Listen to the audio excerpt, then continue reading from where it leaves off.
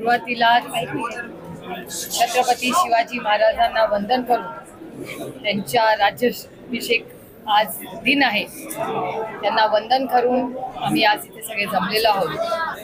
मी तमाम महाराष्ट्रातल्या आणि बारामती लोकसभा मतदारसंघातल्या सगळ्या मतदार, इंडिया आघाडीचे सगळे आमचे सहकारी, महाविकास आघाडीचे सगळे मित्रपक्ष, त्यातले सगळे माननीय नेते आणि सगळ्यात महत्त्वाचं म्हणजे आमचे सगळे सहकारी, पदाधिकारी आणि कार्यकर्ते, हा मतदारांचा आणि कार्यकर्त्यांचा विजय आज आहे। हे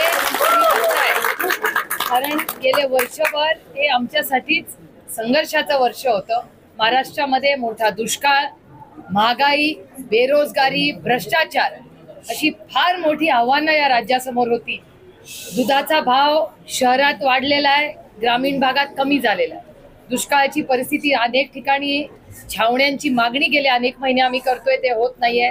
न चाऱ्याचे डेपो आहेत, ना छावण्या आहेत, ना टँकर वेळेवर ठिकाणी पोचतायत। त्याच्यामुळे एकीकडे तीव्र दुष्काळाची परिस्थिती, पिण्याच्या पाण्याचा प्रॉब्लेम आहे, शेतीच्या पाण्याचा प्रॉब्लेम आहे, दुसरीकडे प्रचंड बेरोजगारी वाढते, महागाई वाढते आणि भ्रष्टाचाराचा तर काही हिशोबच राहिलेला नाही या देशात। आणि अशा परिस्थितीमध्ये हे इलेक्शन झालं आणि प्रचंड शेवटच्या माणसापर्यंत जाऊन त्याचं सुख-दुःख समजून आज जे आमच्या सहकारी कार्यकर्त्यांनी आणि पदाधिकाऱ्यांनी जे कष्ट केले आणि ते पाहून मायबाप मतदारांनी या आईसला म्हणजे इन्कम टॅक्स, CBI, ED आणि या दडपशाहीला नाकारलेलं आहे। हेच महाराष्ट्राची आणि देशाची ताकद आहे आणि संविधानाच्या चौकटीतच राहून हा देश चालेल।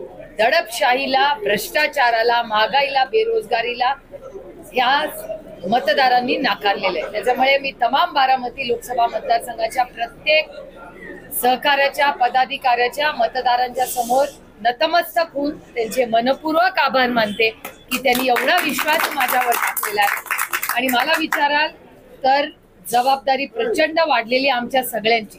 त्याच्यामुळे आजपासून, खरं तर कालपासूनच आम्ही सगळे कामाला लागलेलो आहोत। काल इंडिया आघाडीची मीटिंग होती, त्याच्यामुळे मी दिल्लीला गेले होते, पण मतदारसंघात सगळेच आढावा घेत आहेत। उद्या सकाळी 9 वाजता रोहित दादा आणि मी बारामती लोकसभा मतदारसंघामध्ये दुष्काळी दौरा सुरू करतोय।